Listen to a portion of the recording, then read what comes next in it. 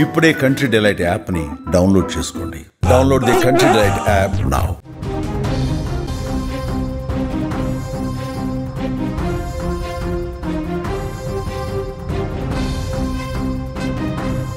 రంగారెడ్డి జిల్లా చేవేళ్ల వద్ద జరిగిన ఘోర బస్సు ప్రమాదం అనేక కుటుంబాల్లో తీరని విషాదాన్ని మిగిల్చింది.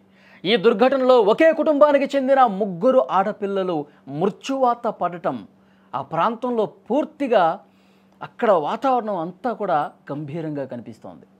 3 బంగారు తల్లుల్ని కోల్పోయిన ఆ తల్లిదండ్రుల వేదన అంతా ఇంత కాదండి. అల్లారు ముద్దుగా అపురూపంగా పెంచిన ఆ కుమార్తెల మరణంతో గుండెల విషయాల రోధిస్తూ ఉన్నారు. బిడ్డలంటే ఎల్లయ్య గౌడ్ దంపతులకు ఎంత ప్రేమ, అందుకు సాక్ష్యాలు ఇటీవల మన కళ్ళ ముందు కూడా కనిపించాయి. పేదరికం అడ్డు రాకుండా తమ పిల్లలు ఉన్నతంగా ఎదగాలని ఎల్లయ్య గౌడ్ దంపతులు నిరంతరం కష్టపడ్డారండి. వాళ్ళు చనిపోయిన తర్వాత, వాళ్ళ అంత్యక్రియలు అయిపోయిన తర్వాత ఆ కుటుంబానికి సంబంధించిన ఒక్కొక్క కథ బయటకు వస్తుంటే కన్నీళ్ళు వస్తూ ఉన్నాయి. ఈ కథ విన్న ప్రతి ఒక్కరి కళ్ళల్లో నీటి సుడులు తిరుగుతూ ఉన్నాయి. ఎంత బాధాకరం అంటే, డిగ్రీలు చదువుతున్నారు అమ్మాయిలు, వాళ్ళ డిగ్రీల వరకు వచ్చారంటే ఆ తల్లిదండ్రులు ఎంత కష్టపడి ఆ పిల్లలకి మంచి భవిష్యత్తు ఇవ్వాలి. మొత్తం ఆ ఇంట్లో 5 పిల్లలు ఉన్నారు. ఒకటే అబ్బాయి, చిన్న అబ్బాయి. 4 ఆడపిల్లలు. మొదటి అమ్మాయికి ఇటీవలే పెళ్ళైంది. వాళ్ళు ఎంతో సంతోషంగా గడిపినటువంటి ఆ పెళ్లిలో, అక్క పెళ్లిలో ఆ దృశ్యాలు కూడా మనం చూసాం. చాలా సంతోషంగా, చాలా సరదాగా దాండియా ఆడుతూ కనిపించారు. వాళ్ళు చిన్నప్పటి నుంచి ఎంతో ప్రేమగా తల్లిదండ్రులు పిల్లల్ని పెంచుకున్న పరిస్థితి. బిడ్డలపై వారికి ఎనలేని ప్రేమే వారిని రోజువారీ కష్టాలు భరించేలా చేసింది. ఇప్పుడు వారి మరణం తర్వాత కూతుళ్ళ చదువుల కోసం కష్టపడిన తీరును తలుచుకుని ఎల్లయ్య గౌడ్ రోదన అందరి హృదయాల్ని తాకుతుంది. ప్రస్తుతం డ్రైవర్గా పనిచేస్తాడండి తండ్రి. కష్టపడిన ప్రతి ఒక్క రూపాయి వాళ్ళ కోసమే దాచిపెడతాడు. వాళ్ళు బాగా చదువుకోవాలనే ఆశ, చాయ్ డబ్బులను కూడా ఆదా చేసేవాడంట. మనకు వస్తున్నటువంటి సమాచారం, ఏదన్నా పిల్లలు చదువుకుంటున్నారు కాబట్టి, నాన్న నాకు ఈరోజు ఈ పుస్తకం కొనుక్కోవాలి, లేదంటే నేను ఈ పెన్ను కొనుక్కోవాలి, ఈరోజు నాకు డ్రాయింగ్ ఉంది, ఈ పెన్సిల్స్ కావాలి, ఇవన్నీ పిల్లలు అడుగుతూ ఉంటారు. క్లాస్ రూమ్లో టీచర్స్ పలానా వర్క్ కోసం, పలానా ప్రోగ్రాం కోసం ఇవి రెడీ చేసుకోండి అంటే, అది ఇంట్లో తల్లిదండ్రులకు చెప్తే, తండ్రికి చెప్తే, అరే నేను ఇప్పుడు ఈ ఛాయ్ తాగకపోతే నా కూతురు అడిగినటువంటి వస్తువుని నేను ఇంకొంచెం తొందరగా కొనొచ్చు కదా అన్న ఉద్దేశంతో చాలా సందర్భాల్లో ఛాయ్ కూడా తాగకుండా ఆ డబ్బుని ఆదా చేసి తన బిడ్డలకి కొనిచ్చేవాడంట. ఇప్పుడు అవన్నీ గుర్తు తెచ్చుకుంటూ ఉన్నాడు, విలపిస్తూ ఉన్నాడు. ఎంతో కష్టపడి, ఎంత ప్రేమగా, ఎంత ఆప్యాయంగా, అపురూపంగా నా బిడ్డల్ని నేను పెంచుకున్నాను.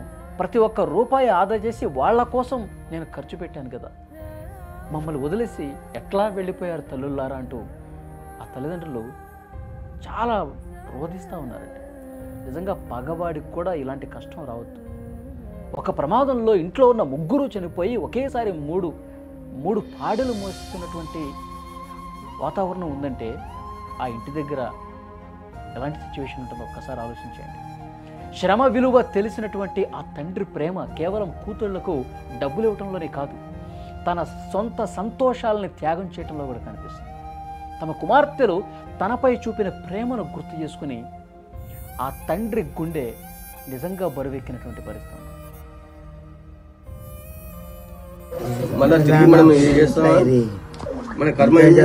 ఫస్ట్ క్లాస్ వచ్చి షాపులు కొట్టి మీడియం పైసలు వేస్తుంది. అమెరికాకి వెళ్ళిన 4వ బిడ్డకు 3 ఏళ్ళ ఒకటి నెలకు సంవత్సరానికి 20,000 వేస్తూనే ఉన్నది. రామ్ సత్తార్ బిడ్డ ఒక్క ఆమెకు మొన్న 1,60,000 వచ్చినాయి. మూడు ఆమెకు స్కాలర్షిప్ అని అదే స్కాలర్షిప్ తెచ్చుకొచ్చి ల్యాప్టాప్ తెచ్చాము. 30,000 వద్దంటే 70,000 లక్ష రూపాయలు పెట్టి తెచ్చినాను. ముగ్గురికి ధన్యవాద పిల్లలు ఎదుగారు. ఒక్కరన్నా మిగిలిపోయారే ఏమైనా పిల్లలకు. ఆ తండ్రి ఆవేదన నిజంగా, అంటే అది చూస్తున్న మనకే ఎంత బాధ కనిపిస్తుంటే ఆ ఇంట్లో ఇంకెంత బాధ ఉంటుంది చెప్పండి. మంచి ఉద్యోగం వచ్చాక నిన్ను అమ్మని హైదరాబాద్ తీసుకుపోయి బాగా చూసుకుంటామని, గర్వంగా బతికేలా చేస్తామని వాళ్ళు చెప్తూ ఉంటారంట. అవన్నీ ఇప్పుడు గుర్తు తెచ్చుకొని కుమిలిపోతున్నారు వాళ్ళు. పాత చొక్కా వేసుకుంటే ఈ తండ్రి ఎప్పుడన్నా పాత చొక్కా వేసుకుని, ఎందుకంటే పనికి వెళ్తూ ఉంటాడు, ఈయన వస్తూ ఉంటాడు, ఎప్పుడన్నా షర్టు కొంచెం పాతదిలాగా అనిపిస్తే నా చిన్న బిడ్డ తిట్టి ఒక కొత్త చొక్కా వేసుకోమని తలదువ్వి బొట్టు పెట్టి నన్ను అప్పుడు పనులకు పంపించేది. అంత ప్రేమగా నా బిడ్డలు నాతో ఉండేవాళ్ళు అని ఆ తండ్రి చెప్తా ఉంటే నిజంగా కన్నీళ్ళు ఆగు ఎవరికైనా సరే. నిజంగా ఆ కుటుంబానికి వచ్చినటువంటి బాధ భరించలేదండి. ఆ ముగ్గురు అక్క చెల్లెళ్ళు తిరిగి హైదరాబాద్కు పంపేందుకు ఆ తండ్రి స్వయంగా బస్టాండ్కి తీసుకెళ్ళి మరి ఆ రోజు బస్సు ఎక్కించారు. అదే చివరి వీడ్కోలు అవుతుందని చెప్పి కలలో కూడా ఊహించలేని పరిస్థితి. లారీ రూపంలో వచ్చినటువంటి ఆ మృత్యువు, ఆ టిప్పర్ రూపంలో వచ్చినటువంటి ఆ మృత్యువు ఆ ముగ్గురు అక్క చెల్లెళ్ళ జీవిత ఆశయాలను, ఆ తల్లిదండ్రుల ఆశలను పూర్తిగా చిదిమేసిందండి.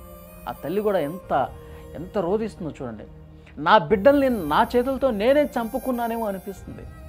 ఎందుకంటే వాళ్ళు హైదరాబాద్లో ఉన్న వాళ్ళని రండి అని చెప్పి పిలవటం ఇంట్లో, ఎందుకంటే తల్లి ప్రేమ ఉంటుంది. సెలవు రోజు ఇంట్లో ఉండండి, ఇక్కడే ఉండండి, మీరు పొద్దున్న లేస్తే హైదరాబాద్లోనే కాలేజీలోనే మీరు ఉంటారు, ఇక్కడ ఉండండి, సెలవు రోజైనా ఉండండి, మాతో సంతోషంగా గడపండి అని చెప్పి బతిమాలి పిలిపించుకుంది ఆ ముగ్గురు కుమార్తెల్ని. ఆ తండ్రి చెప్తా ఉన్నాడు, నా భార్య అసలు నా కూతుళ్ళని పిలవకపోయి ఉంటే ఈరోజు వాళ్ళు బతికి ఉండేవాళ్ళు. కానీ ఎవరికేం తెలుసు విధి ఏ విధంగా వక్రీకరిస్తుందో. ఆ తల్లి బాధ కూడా నిజంగా మాటల్లో చెప్పలేం, ఎంత బాధ.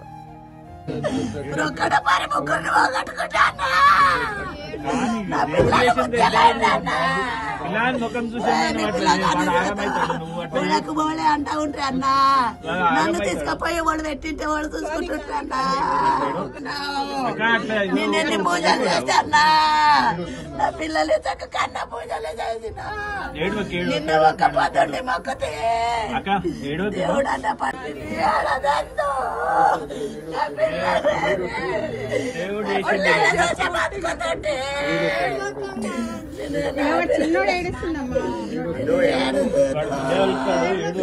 నా పిల్ల వచ్చే నెల జాబ్ చేసి నన్ను నడుపుతా అన్నానా, నన్ను హైదరాబాద్ తోలుకపోతాను అన్నా.